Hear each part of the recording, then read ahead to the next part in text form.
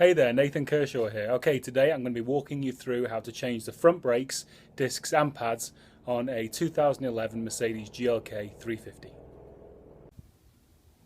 This is basically the tools that I needed. So we've got a bowl with a hose to drain some brake fluid off, axle stand, always have one of those, bar, a couple of clamps for the brake pistons, a lamp, always handy, a lump hammer to hit the grub screw just to loosen it out of the disc, socket, I've got a 15mm and I've got a 9/16, got some Loctite, some anti-squeal, screwdriver, lever bar to help push the pistons back as well, and just basic other hand tools. So no compressed air and no fancy tools that you can't have in your own garage.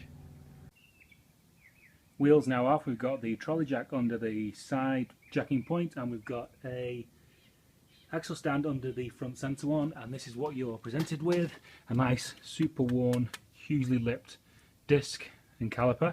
You see the pads are nice and low. So what I usually do when I'm doing discs as well is have a go at this grub screw first, because sometimes they can be a bit of a pig to get out. So get your torque socket, put it in the screw, and hit the end with a lump hammer about 6 or 7 good hits, and that'll shock it free. Okay, so then you unwind it, and the actual disc will turn when you're trying to undo that, so throw a lug nut in and hold the disc still while you wind off the torque screw. Okay, so what we've done here is got the bowl with the hose, put it onto the actual bleed nipple, and we will undo that now so it opens it, and then we have inserted the pry bar into the actual caliper itself and into the disc. And what we're going to do, we're going to apply pressure against the pistons and push the pistons back into the caliper itself.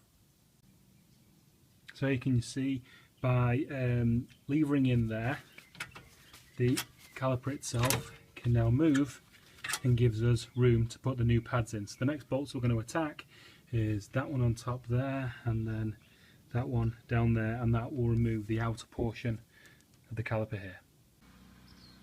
Another very important thing, very creatively put a bungee strap up through your strut, and then you can actually hold your caliper, because if you don't, it's super heavy and you don't want it hanging off the actual brake hose itself. So you can see the 2 pistons that we were talking about pushing back in earlier, and there are the actual pads, which are just resting on the actual disc itself.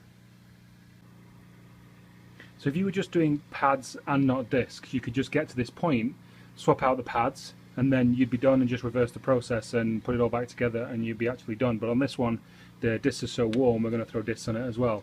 So the pads run on these clips there, and basically they may be a bit sticky, but they just pull out. You can see there the channel that the pads actually run in, so we'll clean that up when the new pads are going back in.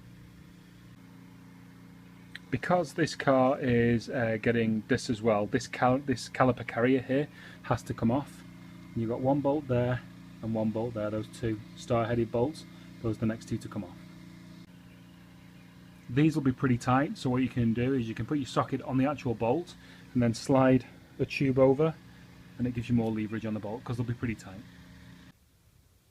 So there you have it, all blown apart. You've got the disc off the actual hub itself, the caliper carrier's there, and the calipers hanging there on the bungee strap. So let's put the new stuff on.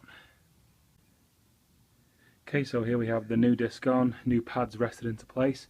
Make sure you lock tight that grub screw. As I say, new pads are there, just resting on.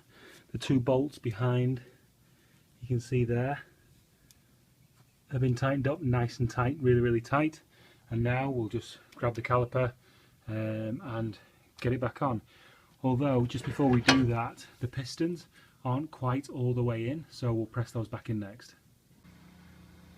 So here you can see I'm using 2 C-clamps. So you press this grip in and it pushes the piston in. You have to do it 2 at once, because if you push one piston in, then the other one will start to push its way out, so you have to push them both in at the same time, all the way back, and then it'll give you enough room to get the caliper itself around the new pads, because they're way thicker than the old worn ones. So there you go, that's basically it. Pads are on. The pink paste is an anti-squeal paste. They have anti-squeal shims on the back of these pads as well, but it's a little extra peace of mind that my wife isn't going to be going, my brakes are squealing. But anyway, so basically this whole job is only 4 bolts. You see the bolt on the right hand side, which is the normal head, and then you see the star head on the left hand side. There's only 4 bolts and everything's simple. Nothing's like really newfangled and unusual or difficult to figure out. It's a fairly easy job. So there you have it, front brakes on a Mercedes GLK. It's back on the ground, everything's back together. Press your brake pedal, make sure you get a firm pedal again, push the pistons back out to the pads, tighten your front wheel lugs up and take it for a slow drive around the block and let the brakes bed in. I thought it was going to be quite a difficult job with fancy tools and all that kind of stuff, but no. Front brakes on a 2011 Mercedes GLK, nice and simple. I'm Nathan Kershaw, thanks for watching.